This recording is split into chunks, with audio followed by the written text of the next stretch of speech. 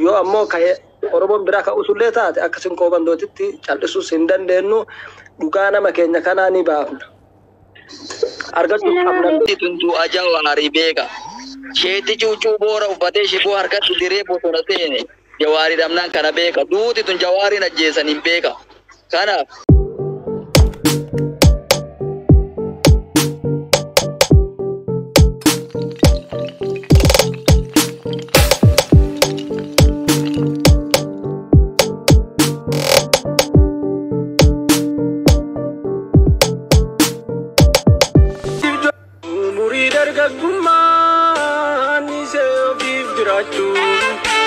Ure sorate ilman bulti manada batu ovi koti wakadeni zibjoral ganif guya biyaf sabakov jadeni awale fedigiya toba badunane bila betu wadane almasakuna kime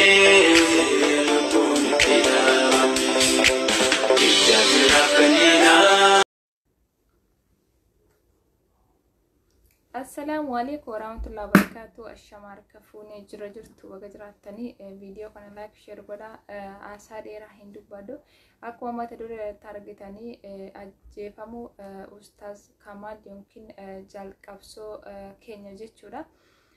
Ragaan isa maali kan jedhu akkasii mata dure irratti argitan abdiin qaba.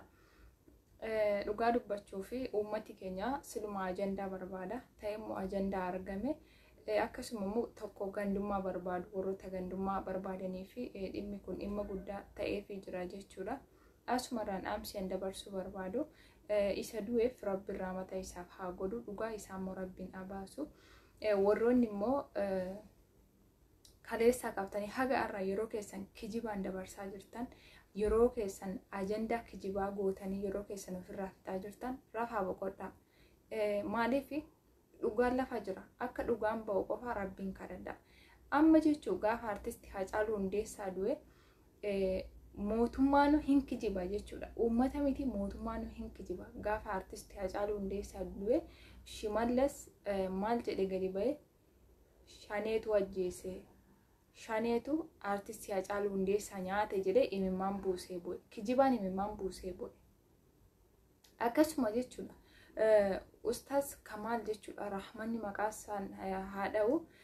Ustaz Kamal maalirratti akka du'e eenyu akka isa ajjeese abaawoo ta'ee loltoota mootummaa ta'e Allahu alam wanti ifa bahe tokkollee hin jiru. Uummanni garuu ta'uu hin oolu maqaa wal nyaachaa jirtan warri immoo keessattuu gandummaa barbaadan ajandaa guddaa isiniif bahe jechuudha. Namni du'ellee akkatti boqotu hin qabu simbira. Yeroo hin jedhu raamata kadhaa fi waa'ee isaa walii gadoofu ila maal jedhani hattuun cubbuu tokkoon duunaan abbaan horii cubbuu sagaliin du'ee jedhani. Akkas jechuun maaliif amma abbaan horii jechuun tarii sana fuudhee laata kana laata nama meeqa maqaadhaa waa meeqa shakka jechuudha. Garuu inni hate cubbuun isaa tokkicha.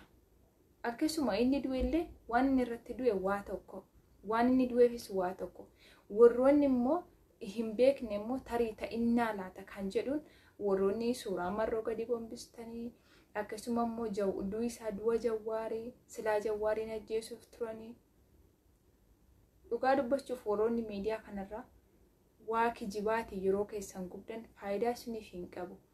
Gaafa goonni keenya Haacaaluu Hundeessaa du'e jechuudha jaalmarroon hin jarjarre suutuma jedhee gaafa guyyaa 3 moo 4 kan inni gabba'ee ibsa kenne. Arrallee akkasuma dubbii mataata bidda jedhanii waan argitan odeessitanii arra abaawoon akkasii shaneen akkasii maareen akkasii jettanii kun abaawoon sinuma shaneen sinuma sinii galee eenyu isaan Oromoodhuma sanaafuu isarra jechootan taane fayyadamtanii itti maqaa ol nyaachaa jirtan boritti gaabbitu gaafa dhugaan ba'e. Saniifuu obsaa dhugaa eeggadhaa dhugaa isaa rabbiin habaasu dhugaa dubbachuuf yoo dhuguma sababanni arsii ta'eef sababanni amantiinsaa muslima ta'eef abaawon kana godhaniiru ta'e eenyuyyuu ni balaaleffata eenyuyyuu gochi kun gaariidha kan jedhu hin jiru. Garuu waraana mootummaa keessatti du'eef tarii immoo isaanuma keessaayyuu akka carraa namni garaa haadha isaatii keessaa ba'eeyyuu yeroo itti wal dhabutu jira, yeroo yaadi isaa itti walii hin taanetu jira, yeroo itti harkaan wal qabutu jira. Namooti gara haadha tokko keessaa ba'eeyyuu. Akkasuma immoo tarii waraanuma abaa'oo kana keessaa yoo tarii nama dhuunfaatiin yookiin dhimma dhuunfaa irratti walitti bu'anii nafseensaa ba'ee fi maal akka ta'e tokkollee wanti barame hin jiru. Kaleessa kaafamee garuu ajandaama kijibaati. Dhugaa warruma waa hin beeknedha warroonni maqaa wal nyaatu. Please haga dhugaan ba'utti obsaan eeggadha. Suura namaas gadi hin gombisina. Maarree jettanii gandummaas hin fidina. Du'i isaa du'a Jawaarii akkasuma sababa musliima ta'eef du'e. Waan inni du'eef dhugaa jirtu gadi ba'uuf ta'a waan ta'eef obsaan eeggannu dhugaasaa Rabbiin kadhadhaa isiniin jechuu barbaada. Video kana yoo isinitti tole like share godhaa isiniin jechuu barbaada. Kana taansuutiin dhugaa dubbachuuf kana duras nama meeqa du'aa oola?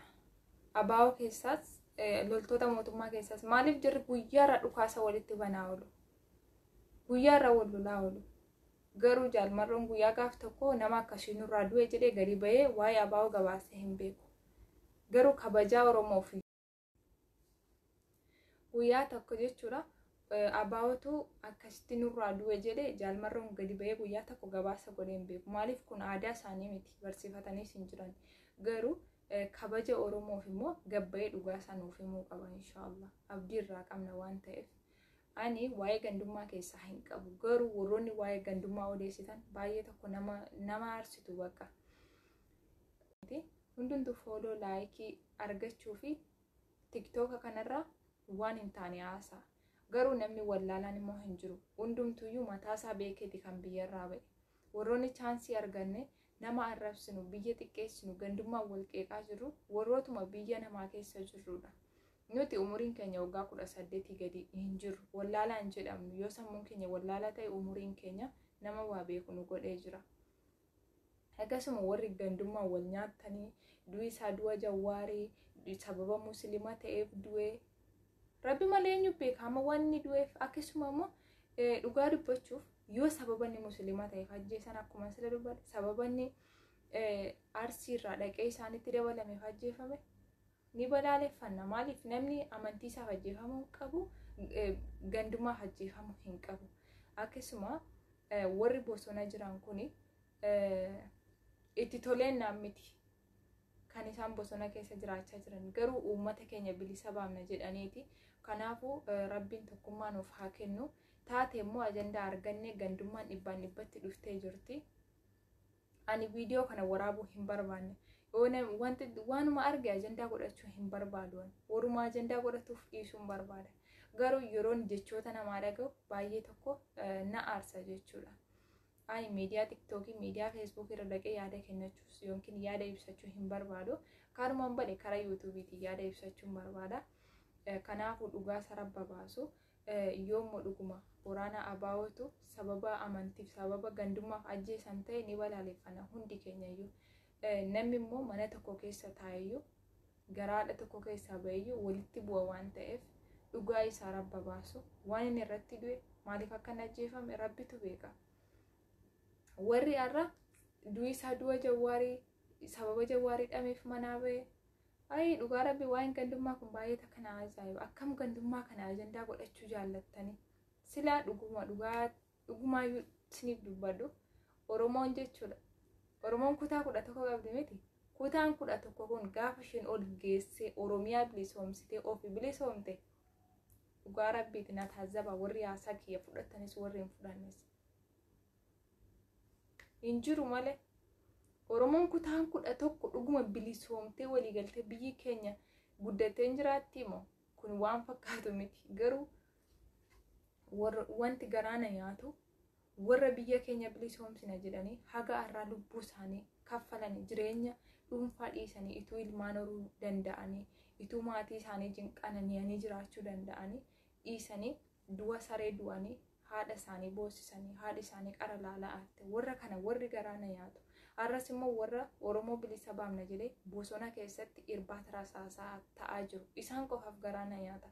Oromoon hin bilisoomtu. Yoo akkam ta'e wanni isheen bilisoomuu dandeessu yoo dhuguma akkuma gandummaa jaallattu kana namni nuti ko yoo Arsii Baalee Jimma jechuu baanne yoo namni namummaaf wal jaallata namummaaf wal kabaja sabummaan tokko garuu yoo kutaa isaa bilisoomsellee homaa rakkoo hin qabu dhugaa dubbachuuf Oromoo yoo kutaatti of bilisoomsite malee dhuguma Oromiyaa guutuu walitti qabdee bilisoomsite tokko taatee jiraattiin hin fakkaatu. Maaliif yoo tokko du'e amantiif ajjeesanii jiru. Amma kana dura ajandaan du'aa yoo dhibe amantii irratti wal fixuu qabu. Kan Oromoo wanti dhugaa baay'ee dubbachuun barbaadu waa'ee siyaasaallee tokko waan hin agalchu hin jiru dubbachuullee hin fedhu. Dammoo isa isaanii amantii musliimaa ta'eef ajjeefame ikkoo akkas miti warri abaa'oo keessa jiru musliimaa kiristaana garuu isaan waa'ee amantii osoo hin taane waa'ee oromummaaf kan baane kan walii wajjin bakkee jiraataa jiran namni akkasuma Arsii ta'eef ajjeefamee jira. Arsiin isa qofaadhaame kan achi keessa qabsoo deeme Jimma jira Harargee jira Shawaa jira eessa keessa jira warri hin hubanne yeroo keessan kijibaan hin fixina. Jaalmaroon haga ibsa fidutti inshallah obsaan eeggadha maqaa salafa karaamata kadhaa.